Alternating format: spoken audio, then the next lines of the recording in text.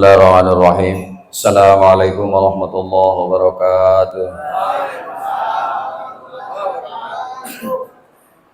Daun salam kue opak, meskipun sudah malam, jawab salam mah harus kompak. Kue opak dalam bulan. Kenapa jawab salamnya belum kompak? Karena ibu-ibu banyak ngahulang. Dalam bulan ada bambung rangaek. Ibu-ibu banyak ngahulang karena harga nararaek. Bensin, beras, minyak, bapak-bapak.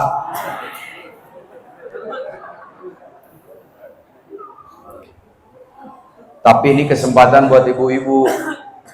Jadi sebelum tidur pakai daster ngebelakang aja, di belakangnya ditulisin sehubungan BBM naik, harga bapak-bapak naik 2 kali lipat, dan saya tidak menerima kasbon, tapi harus COD, simpan di belakang, mumpung BBM Wihandi. Assalamualaikum warahmatullahi wabarakatuh. Bismillah, alhamdulillah, salatu wassalamu ala rasulillah wa ala alihi wa sahbihi wa mawala, la hawla wa la quwata illa billah wa ba'du. Ilahi anta maqsudi wa ridhaka matlubi a'tini mahabbataka wa ma'rifataka. Allahumma faqihni fid dini wa alimil hikmata wa ta'wila. Allahumma ja'alni fasahata lisan wa balaghatan fi kalam. Amin. Allahumma ftah lana bi futuhil arifin. Rabbana ftah bainana wa baina qaumina bil haqqi wa anta khairul fatihin. Amin ya Allah ya Rabbal alamin. Ashabal fadilah wa ahli silsilah Thariqah Qadiriyah Naqsabandiyah, Ma'ad Suryalaya mursyiduna wa murabbi arwahina Syekh Muhammad Abdul Ghas Saifullah Al-Maslul. Semoga dengan kesempurnaan karamah beliau hidup kita senantiasa diaping, dijaring, dibimbing dalam keadaan eling. Al-Fatihah.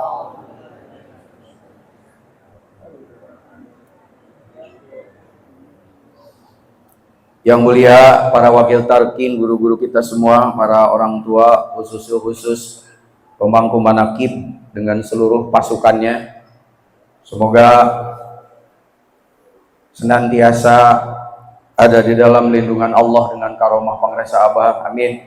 Semua yang hadir di sini, bu-ibu, ibi-ibi, kakak-kakak, kakek-kakek, nona-nona, sama nini-nini, semoga kita mendapatkan ilmu yang bermanfaat. Amin. Sebetulnya saya tinggal jadi juru doa saja karena ilmunya sudah cukup, Pak.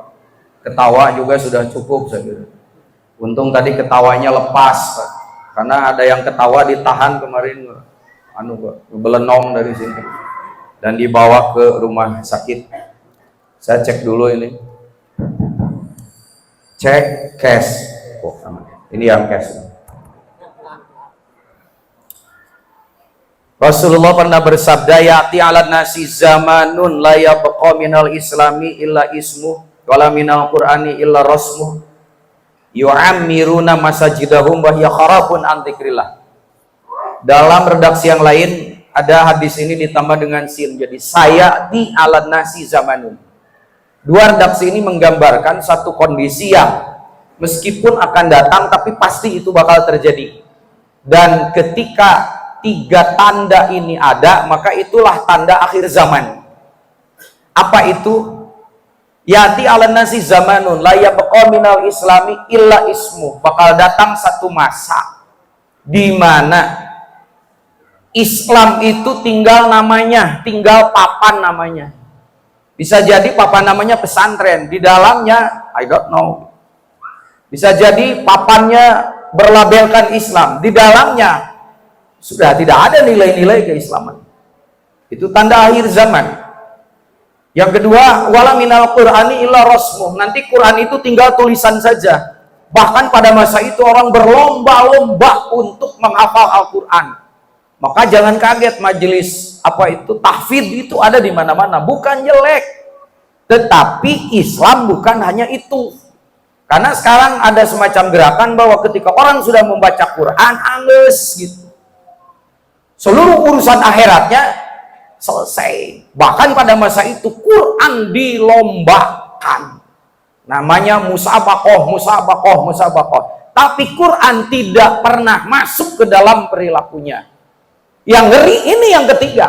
Yu'ammiruna masajidahum wa hiya kharabun an dzikrillah.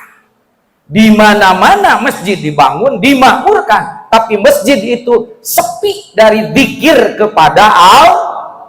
Bahkan orang mau zikir dilarang. Kenapa? Bid'ah.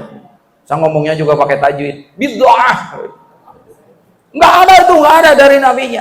Orang habis sholat mau zikir dilarang, tapi orang habis sholat buka HP, kenapa tidak dilarang? Teka harti kume. Ada apa ini? Orang mau zikir itu mau ingat kepada Allah. Hari nu muka HP mau apa? Paling lihat yang kikiwan deh, yang sering berhil itu apa? TikTok lah. TikTok. Makanya mursyid kita melihat itu, dan itu kejadian. Kalau secara syariat mudah kita amati, karena memang di masjid-masjid itu tersebar orang-orang, karena memang disebarkan untuk melarang orang-orang untuk berzikir, apalagi zikirnya kayak kita. Nggak ada itu dari nabinya. Nyadar nggak, bro? Lur, Anda itu sudah melarang orang untuk eling kepada dari muka HP dari cara.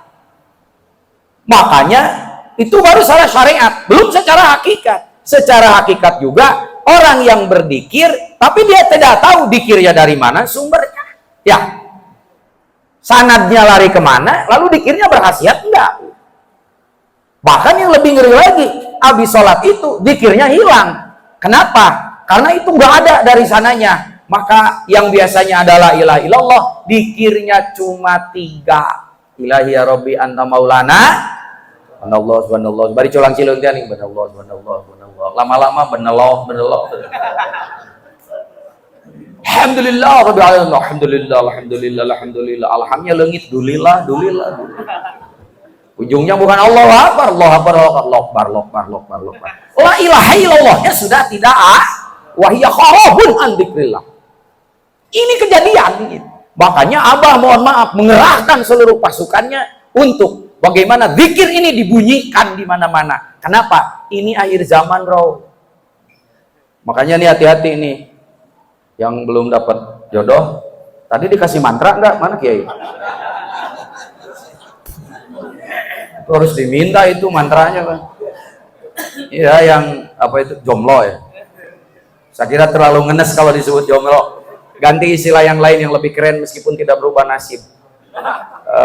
Tuna asmara. Saya kira lebih keren.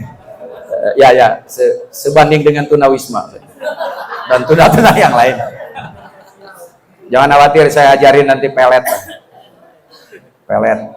Ya, kalau mau merasa dikejar-kejar sama cewek gampang sih. Itu pelet mantranya saya kasih. Itu kan ada sisa buah duku itu, jangan dihabisin. Bukan buat saya, uji coba ilmu. Kalau mau merasa dikejar sama cewek, ambil buah duku, lalu dibaca pelet aing sukucuk gadung, sataruk nu matak linglung, sapucuk nu matak giung, dugduguer. Baledogkeun ka istri, insya Allah nggak beri. Lah kan pengen dikejar cewek, apa susahnya? Buktiin, Pak. Ini talabul ilmi di akhir zaman ini, waduh, Pak, kajian. Dia kira ilmu untuk akhirat itu cukup dengan kajian. Belum tentu, Pak. Orang merasa sudah umroh bolak-balik, sudah merasa punya bekal untuk akhirat. Orang sudah merasa baca Quran tamat, sudah merasa cukup untuk akhirat, Pak. Orang sudah merasa kajian seminggu 5 kali, 3 kali, udah sedekah, udah bangun itu ini, cukup untuk akhirat. Pertanyaannya pun telur. Pertanyaan malaikat munkar nakir apa? Man? Ditanya enggak? Berapa kali lo seminggu tamat Quran? Ditanya enggak? Itukah pertanyaannya? Bukan. Begitu datang malaikat munkar dan nakir, berapa kali kamu ke Mekah? Enggak. Berapa banyak anak yatim? Enggak. Yang ditanya apa? Man Rob? Kalau ditanya man rabbuka berarti, mohon maaf, yang diperdalam bukan hanya itu hanya. Nah, diurus aki-aki. Kalau yang ditanya berapa banyak kamu bolak-balik ke Mekah, enak tuh. Selesailah sudah orang yang sudah bolak-balik umroh itu. Ya, kasih aja paspornya. Padahal malaikat Munkar Nakir itu, wah galaknya luar biasa. Kecuali ada cerita malaikat Munkar Nakir yang ditampar sama Umar itu. Ini gara-gara Sayyidina Ali iseng, Pak.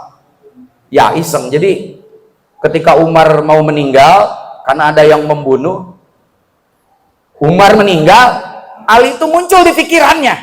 Kata Ali, malaikat Munkar Nakir galak, Umar lebih galak lagi. Ya Allah, saya pengen tahu ya gimana tuh kalau Umar nanti bangkit di kubur datang malaikat Munkar Nakir. Itu pikiran Sayyidina Ali, Pak. Gue pengen lihat gimana tuh. Akhirnya Sayyidina Ali ini memohon kepada Allah, ya Allah berilah aku mukasyafah ya Allah, aku ingin tahu bagaimana Umar itu menghadapi Munkar Nakir yang sama galaknya. Galakan siapa ya Allah? Dikasihlah oleh Allah mukasyafah, bukan muka hasyafah. Kalau santri ngentri. Hasyafah itu yang 2 ons setengah, Ibu. SLI 001 karena nolnya 2 di tengah ngaceng angka 1. Itu saluran internasional. Halo gue 110.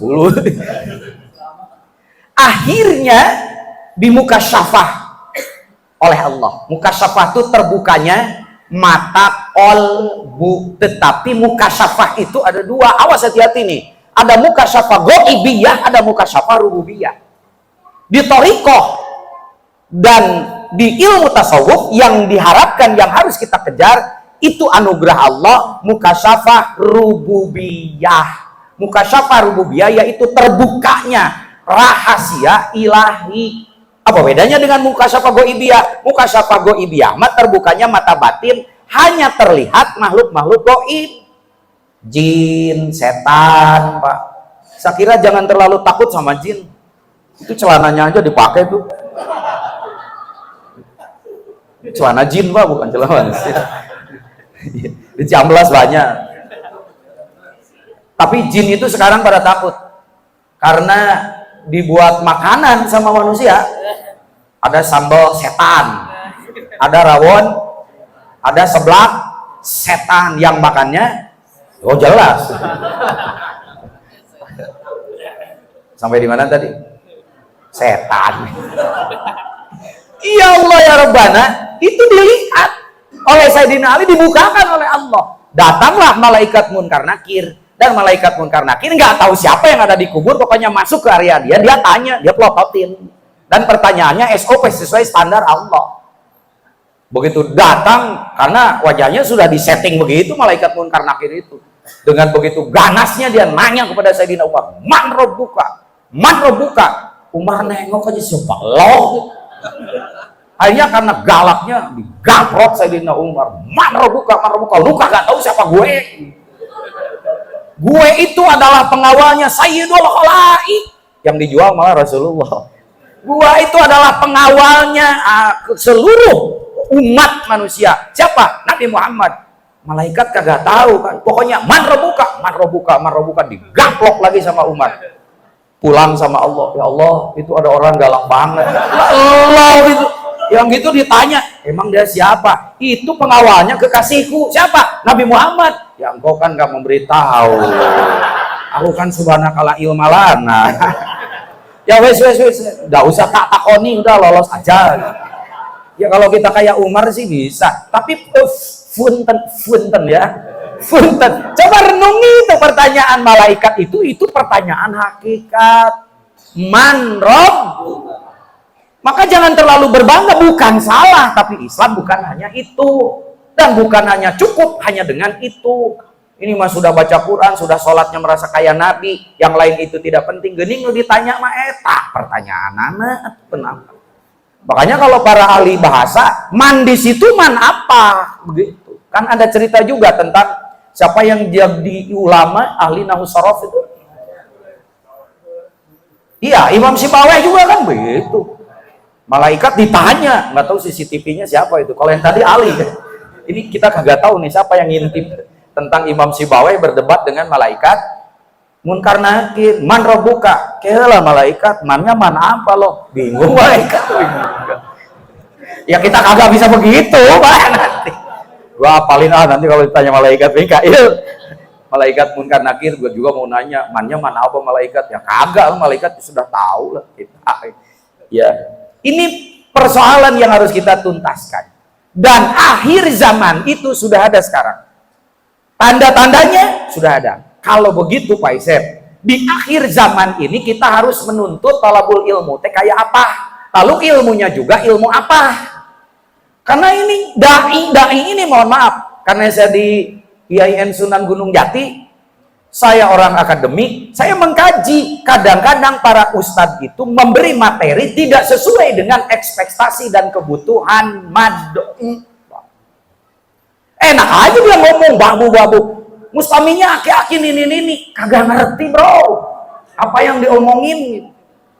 Ini sekarang banyak nih ustadz-ustadz. Karena mau dapat sertifikat dia itu lulus tahfidz, lulus tahsin dan lain-lain, maka dia ajarin santrinya, nih aki-aki disuruh baca tajwid, disuruh fasohah, disuruh balaghah, muwun sewu bro, untuk mengucapkan shin sama shad sama bod saja kalau sudah nenek-nenek susah.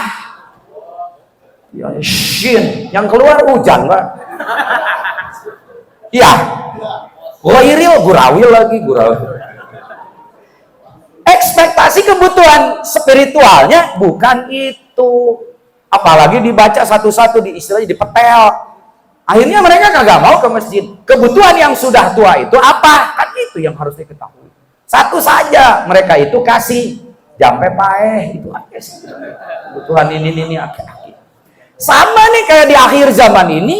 Thalabul ilmi di mana-mana, jenis pengajian juga macam-macam. Kalau Bapak mau tahu berapa kali istri Bapak ngaji di beberapa tempat, lihat aja seragamnya, so. Iya, Senin koneng, dah. Salasa kayas, Rebo hejo, Kemis bulu hiris. Jadi ada 7 pengajian, udah 7 seragam gitu Pak. Yang repot bapaknya. Kenapa? Bayar kredit. Nanti kalau yang bajunya kreditan itu kalau jalan kedengaran kredit. Di majelis taklim kan jadi pamer begitu. Terus hasilnya apa? Hasilnya apa? Apa yang dijamin dari, mohon maaf, kajianmu yang di mana-mana itu? Ini akhir zaman bro. Untuk ilmu akhir zaman itu jangan salah. Kita hanya butuh 3 ilmu saja. Catat. Nggak usah ngeluarin buku, Mak. Maksud saya ingetin ya. 1, cari ilmu yang dipastikan bisa menghapus dosa masa lalu. Mau thalabul ilmi kemana? Dapat nggak ilmu itu yang memastikan dosa masa lalu kita? Sebagaimana para sahabat as-sabiqunal awwalun, yang mereka itu adalah orang-orang jahiliyah tadinya. Yang mereka itu adalah orang-orang yang berlumuran dosa. Mereka itu tukang bobok, tukang tarok, tukang merosot ke nueta. Dosanya tuh luar biasa. Tapi kenapa mereka mau masuk Islam? Karena Rasulullah mengajarkan ilmu ini. Begitu mereka masuk Islam, mohon maaf, sholat belum ada, zakat belum ada, puasa belum ada. Yang ada apa? Diberi ilmu yang menjamin mereka, mohon maaf, dosa masa lalunya dihapus. Sehingga mereka mau masuk Islam. Cari ilmu itu. 1. Yang kedua, setelah masa lalu dihapus, ini kan ada sisa hidup kita. Sisa hidup kita ini menghadapi yaumil akhir. Menerjemahkan yaumil akhir selalu nanti. Padahal nanti mah jangankan nanti, besok juga kita kagak tahu. Emang besok udah pasti bahwa kita masih hidup? Halo? Udah beda kicuk nah itu. Komo belah deh. Nggak ada jaminan bro. Jadi hari akhir itu sekarang setiap kita selesai aktivitas itu hari akhirmu. Dipanjangan lagi ke Allah sampai subuh. Habis subuh itu yaumul akhirmu. Siangnya kita belum tahu. Sampai duhur, habis duhur itu yaumul akhir. Maka yaumil akhir itu sekarang, kini dan di sini, karena di sana akibat saja. Pada hidup sisa ini, mohon maaf, kita itu hidup pasti banyak sisa-sisa masa lalu, apalagi yang dosanya belum terampuni, terbawa sampai hari ini. Lihat hidupnya. Ciri orang yang dosanya masih ada, mohon maaf, hidupnya itu rusak. Maka cari ilmu yang bagaimana sisa hidup ini diperbaiki.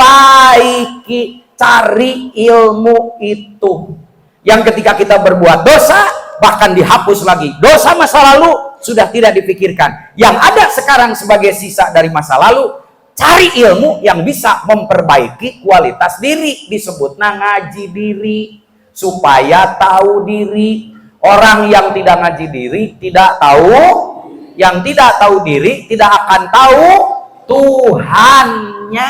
Ayo ngomong asapang Allah. Nah. Kenapa bro masih jomblo? Oh, Allah belum nakdirkan saja. Wah, keren. Halo? Apa yang membuat manusia itu menjadi rusak?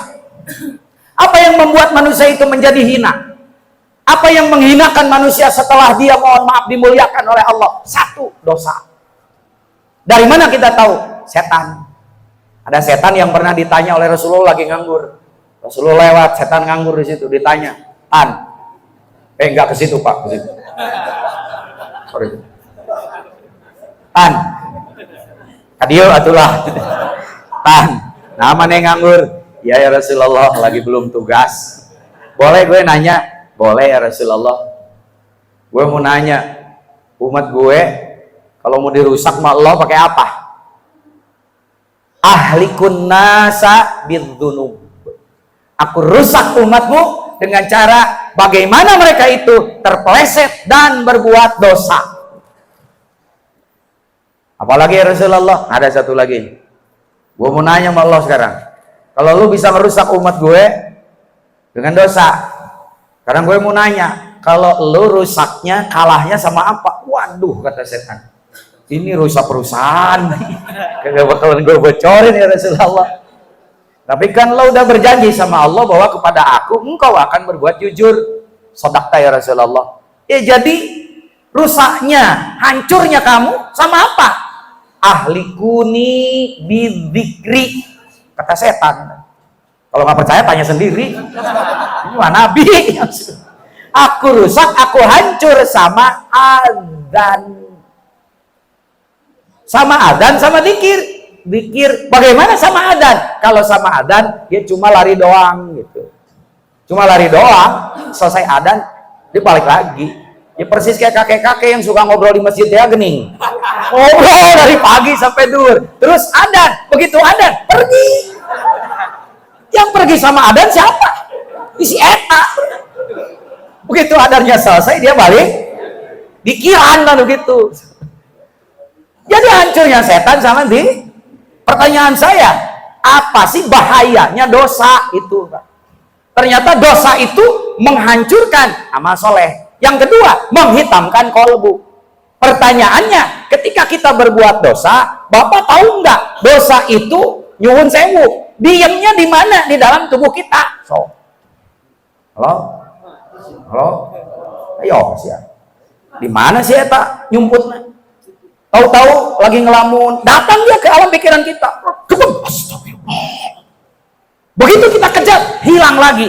Di mana dia bersembunyi di dalam tubuhmu? So, karena kalau itu tidak ketemu, susah kita untuk menghapusnya. Karena tidak tahu sasarannya. Dosa itu, mohon maaf, kayak rampok yang setiap saat dia bisa merampokmu. Setelah itu dia bersembunyi lagi. Nah, si dosa ini bersembunyi di mana?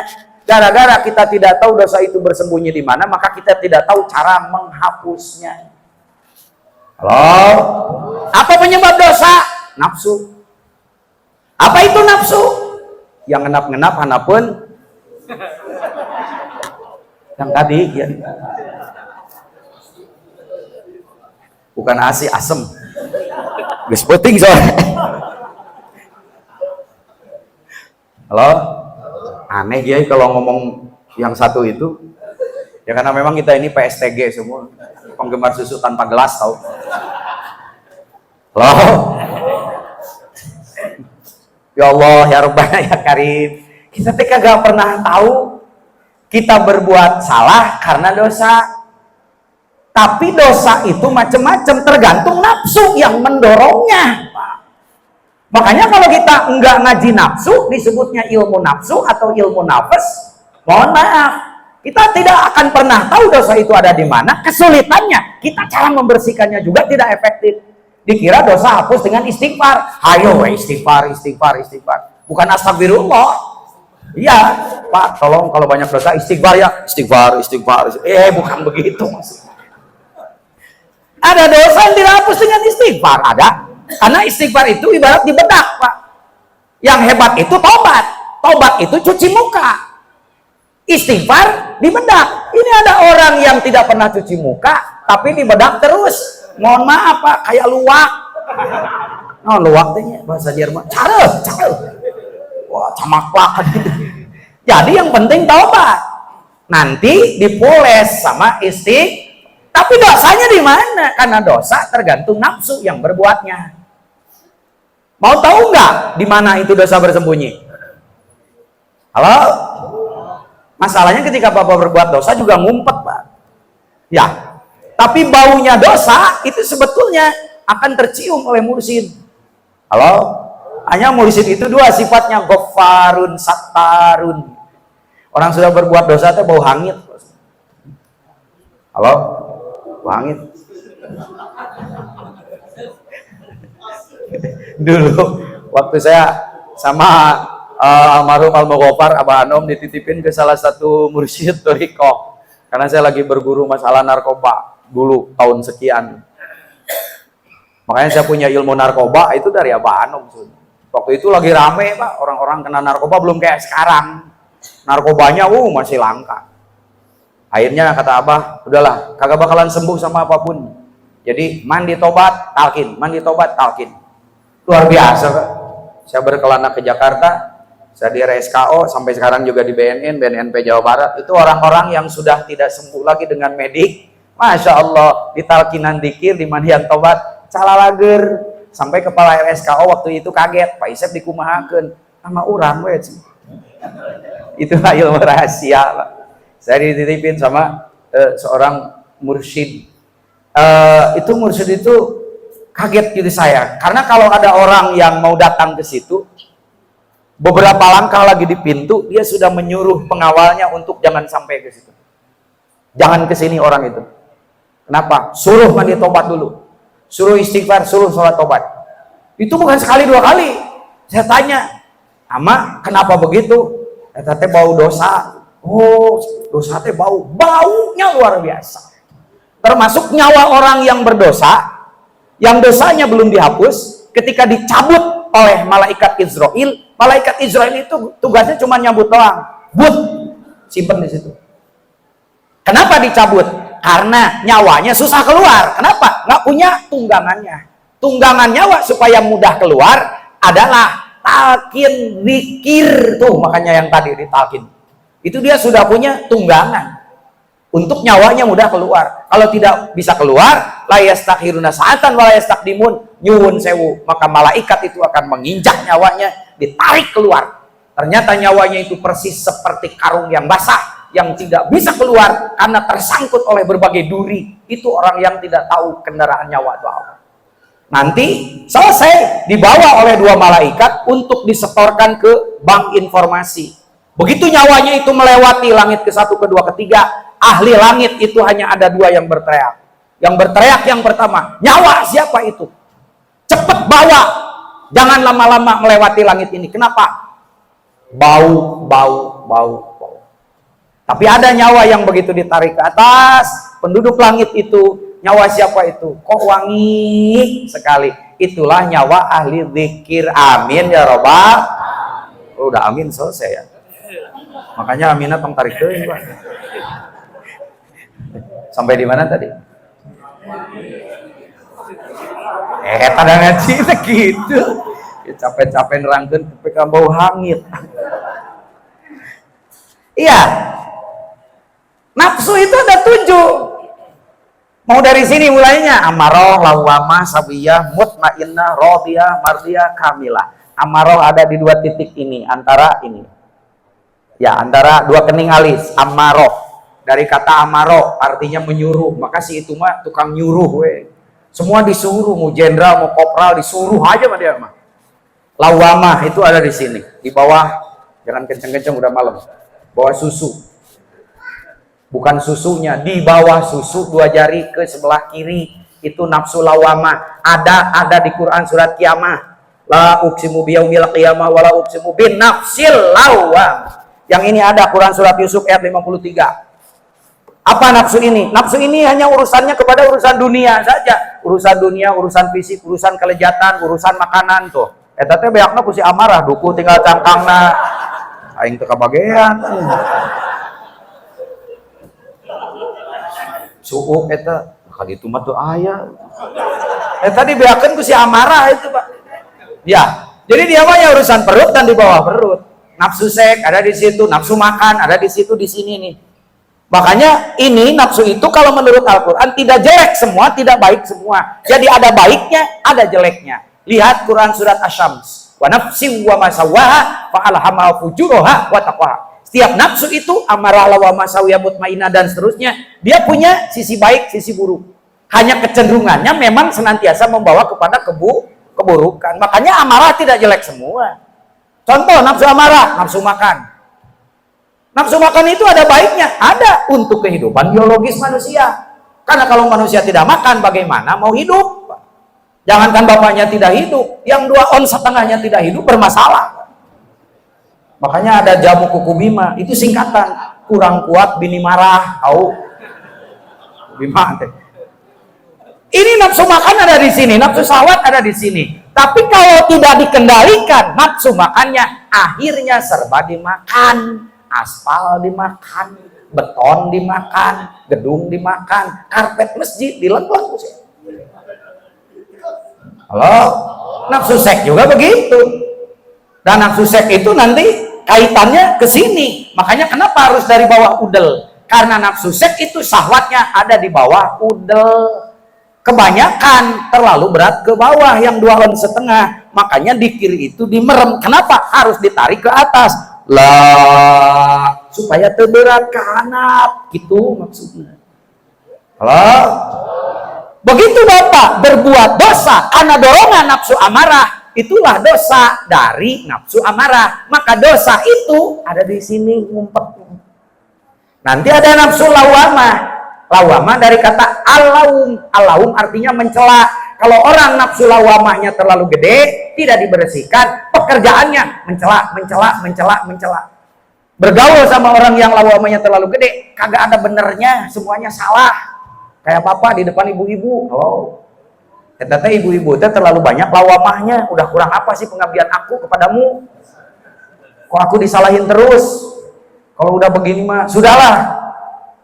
Nambah lagi. Jangan dicerai, Pak, sayang. Halo, nanti ada nafsu sawiyah. Nafsu sawiyah itu buruknya sok pinter, udah pinter sok lagi.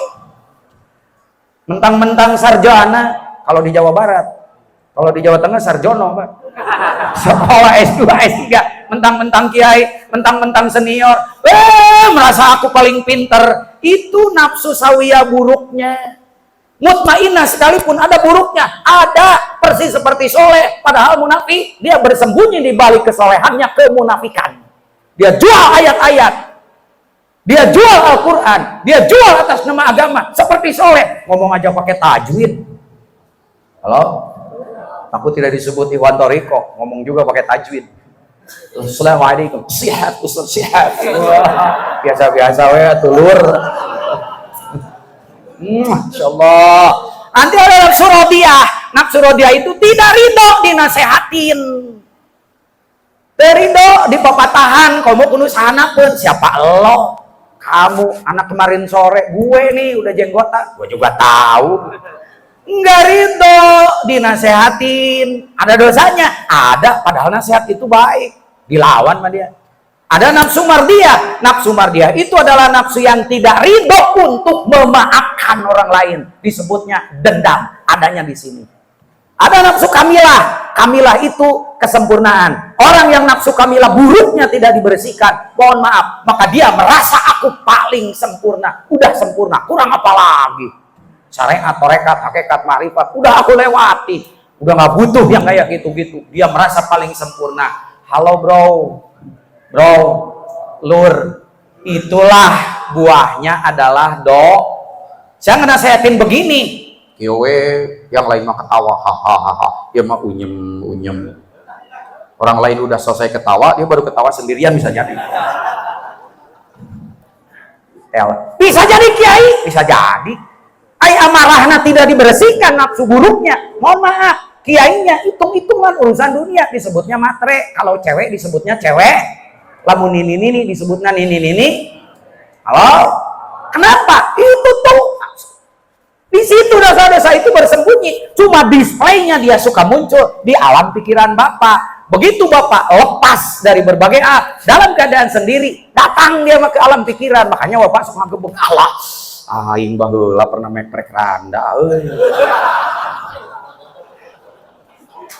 Ini aneh Kiai kalau ngomong dua barang itu responnya luar biasa. Satu susu, dua tanda. Karti kumbe. Ya Allah ya Rabbana ya Karim, pertanyaannya mau dihapus pakai apa? Maca Quran dikir-kir. Teu apa eta Quran berpengaruhnya energi spiritualnya kepada dosa apa? Emang dengan baca Quran habislah dosa-dosa yang tadi? Halo? Tuh, makanya ada rahasia dikir di situ. Kenapa dikirnya itu harus begini, Pak? Itu bukan tripping. Itu bukan ajab-ajab, Ibu. Kenapa dengan kalimat la ilaha illallah? Likulli syai'in soqolah wa soqolatul qalbi adzikru. Di sini ada yang harus diluruskan. Apa bedanya Pak Isep antara kolbu dengan nafsu? Nah, eta. Ai nafsu manu tadi nu ngenap-ngenap hanapeun naon tadi? Iya, Ibu.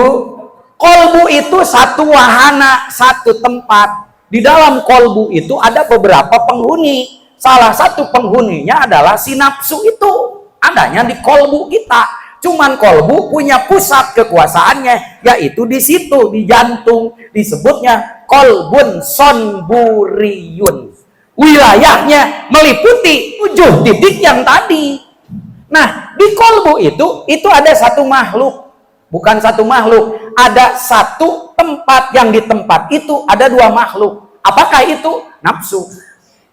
Makhluk yang pertama yang buruknya, makhluk yang kedua di nafsu itu yang baiknya. Yang jeleknya disebut nafsu atau al-hawa, yang baiknya disebut latifah.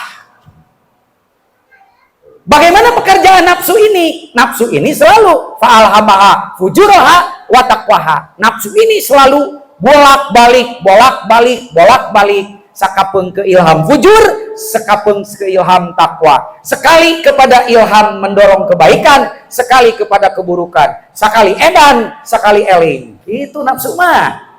Mantap tong kaget, salaki ibu edan, sakapeung edan, sakapeung ngan loba teuing edanna. Mantap salaki eceu teh edan.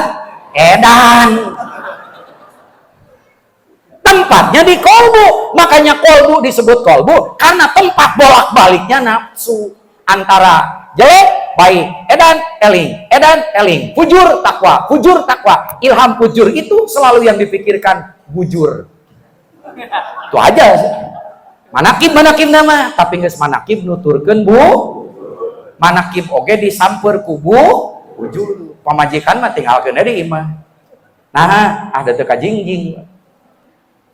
Nah, makanya hati-hati karena setan itu 2, minal jinnati wan nas. Kalau setan dari jin tidak kelihatan. Ini setan yang dari bangsa manusia, Pak. Ya, yang dilipen itu. Yang suka nyampur manakib, ngejemput. Nah, setan kayak gini enggak mempan sama Allahumma sohan. Sama ayat kursi juga enggak. Enggak perlu pakai ayat, Pak. Kursinya aja didagorkan insyaallah. Itu, Pak. Nah, nafsu-nafsu itulah yang disebut dengan perilaku buruk dari nafsu itu. Kalau gitu kita bunuh nafsu itu, nggak boleh. Karena kalau kita bunuh, kita tidak punya keinginan. Kenapa? Kan ada roh. Roh itu keinginannya hanya ingin pulang kepada Allah. Kalau tubuh itu hanya ingin tinggal di dunia, maka antara ruh dengan tubuh sebetulnya begini, bertentangan.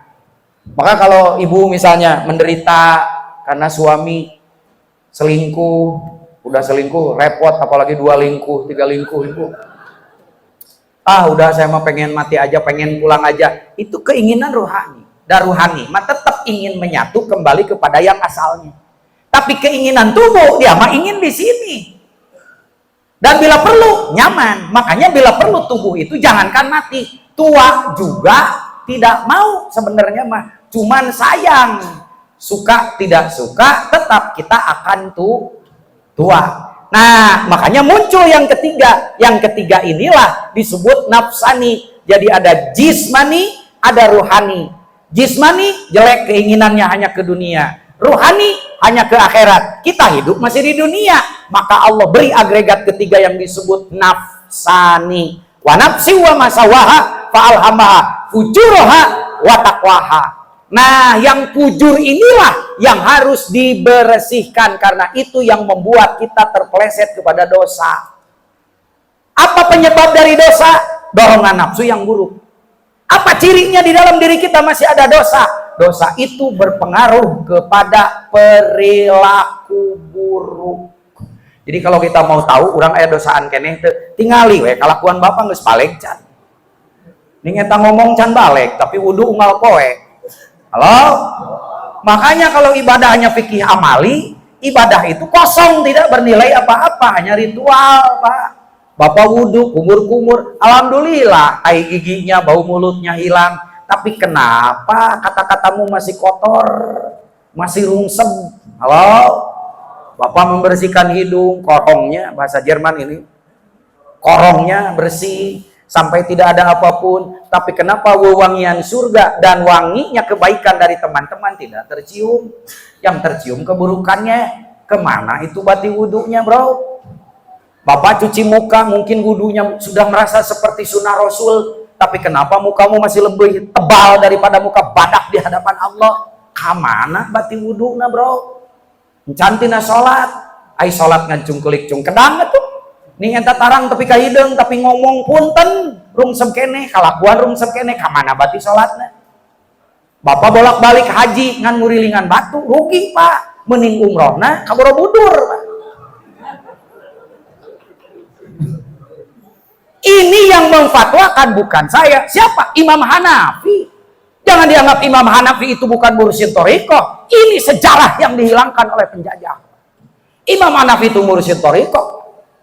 Sampai dia berani memfatwakan as-syari'atu bila haqiqatun atilatun. Ibadah syariat saja tanpa hakikat hampa. Salat hanya sampai di sajadah. Sedekah hanya sampai di kotak amal.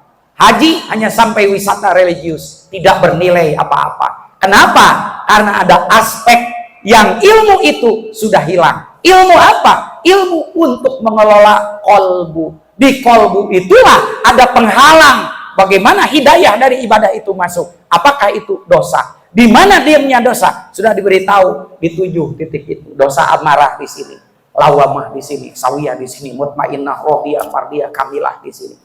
Maka untung kita ketemu dengan Syekh Mursyid yang memberitahu kita dari 2 sanad ilmu bagaimana para sahabat dulu yang dosanya banyak kok sampai dihapuskan.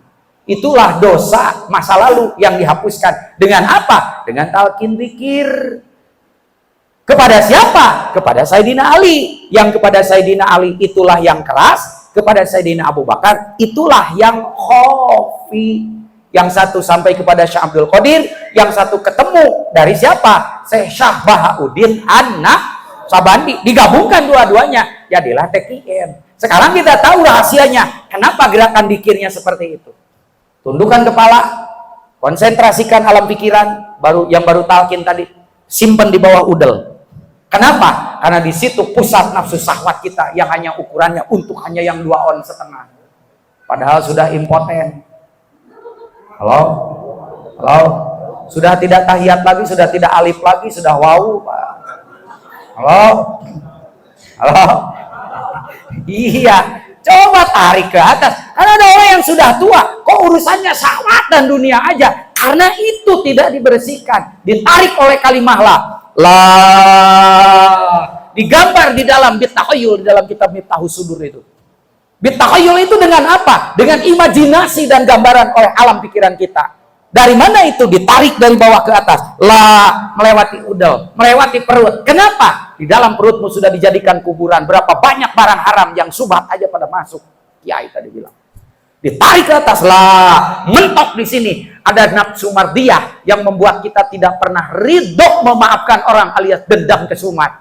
Padahal sholatnya masih ada. Ditarik lagi ke sini. Ini dia provokatornya. Dibersihin dengan kalimah la. Sampai disimpan di ubun-ubun. Itulah nafsu kamilah yang kita merasa sudah sempurna. Maka gerakannya seperti ini. Dan itu digambarkan ada huruf lam alif yang ditarik, yang di tengah-tengahnya itu ada belenongnya. Itu kalimat lam dari la itu Maka lam ini disebut lam makusah. Lam alif makusah. Dari kata aks. Aks itu lawan. Melawan, menegasikan, menafikan setiap tarikan dari nafsu. Nafsu hayang kieu la. Nafsu hayang kieu ne. Nafsu hayang kieu tidak.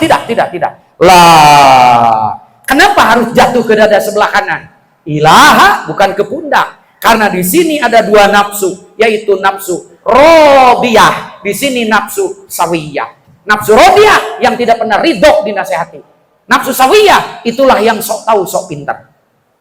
Illallah ditarik dari dada sebelah kanan ke dada sebelah kiri. Ke atas dulu, ke mutmainnah. Illallah dari mutmainnah disimpan di lawamah, tepat di bawah jantung sebelah kiri. Dan kata lafaz jalalahnya harus dipukulkan dengan keras. Illallah, la ilaha illallah, la ilaha illallah. Kenapa illallahnya harus dipukulkan ke jantung kolbu kita? Sebab inilah yang menjadi penyakit penghalang itu. Apa? Qaswatul qalbi. Qaswatul qalbi, keras hati. Keras hati.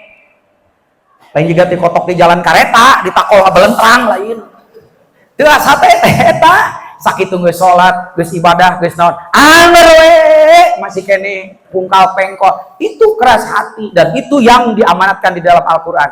Tsumma qasat qulubukum fahiya kal hijarah au asyaddu.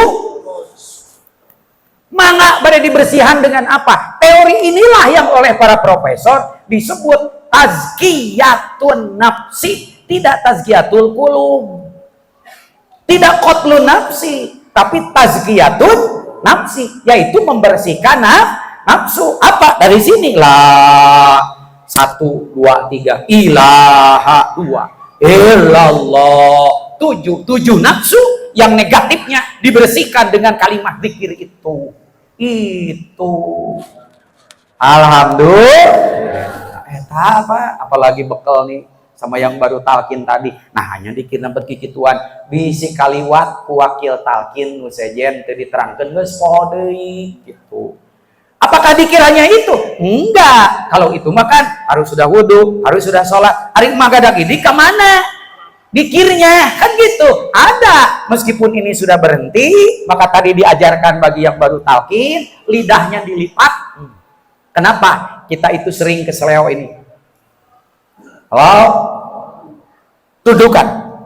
Belok kiri. Rapatkan dagu ke dadamu. Untuk apa? Supaya urat lehernya dekat. Kemana? Ke situ. Kok kenapa ada urat leher? Tidak urat babajeng. Halo? Wa nahnu aqrabu ilaihi min hablil. Aku lebih dekat dari urat yang ada di lehermu. Urat lehermu korobah Pak eta teh. Ikuti detak jantungmu. Kan detak jantung begini. Tiba-tiba begini. Aya nu nagih. Bang Emok pasti nagih. Atau aya selingkuhan. Kedikir ngeunah-ngeunah. Tiba-tiba wah, aya selingkuhan. Itu detak jantungmu, ikuti, masukkan lafdzul jalalah tadi. Allahu Allah. Allahu Allah, Allahu Allah, Allahu Allah. Hu-nya harus ke bawah. Karena itu disebut dengan domir ajaib, disebutnya domir sya'nu. Allahu Allah. Hilangkan suaranya. Pejamkan matanya. Ini mah bisa sambil di mana-mana, Pak. Bisa sambil jalan, bisa sambil ngaramet, pakai motor, bari ngobrol. Jadi dalamnya mah ini sebelum tidur ini dibacakan. Maka nanti meskipun badannya tidur, mohon maaf, ruh sama kolbunya tetap bangun. Datanglah mantra turu-turu ojo lali, badan turu, atinya tetap tangi. Kartos. Ente, oh, udah lain uang. Padahal saya orang Jawa, Pak. Saya orang Jawa Barat. Iya, itu maksudnya. Allahu Allah, Allahu Allah. Jadi itu yang dimaksud. Jangan sampai salah, gagal paham. Nanti pulang ke rumah beli mie. Terus kikilan di imah. Kata suaminya, Pak Isep itu istri saya kenapa? Habis ngaji dari Al-Hanin beli mie, terus kikilan. Halo? Itu maksudnya. Amin ya Rabbal. Teh baru ilmu penghapus dosa masa. Kalau yang sudah sampai di situ nggak tong mikiran dosa masa lalu, tinggal bagaimana hidup sekarang yang akan datang diperbaiki. Dan ketika mati satu saja, husnul kernaun benghar maut husnul khotimah. Ya, buat apa punya pangkat, matinya sul khotimah. Dan ketika mati meninggalkan dunia ini, kunci untuk masuk ke surga sudah dibawa dari sini. Halo? Nah Bapak Oge pulang ke rumah, kalau tidak punya kunci bisa masuk enggak? Enggak. Dan Bapak pulang ke rumah karena ingat alamat. Halo? Bapak bisa pulang ke rumah karena ingat alamat. Kalau tidak ingat alamat rumah bisa pulang enggak? Bapak pulang ke Allah kalau ingat apa? Halo? Jangan berharap pulang kepada Allah. Ari ingatannya tidak kepada Allah. Tempat ingat di mana? Bukan di sini bro.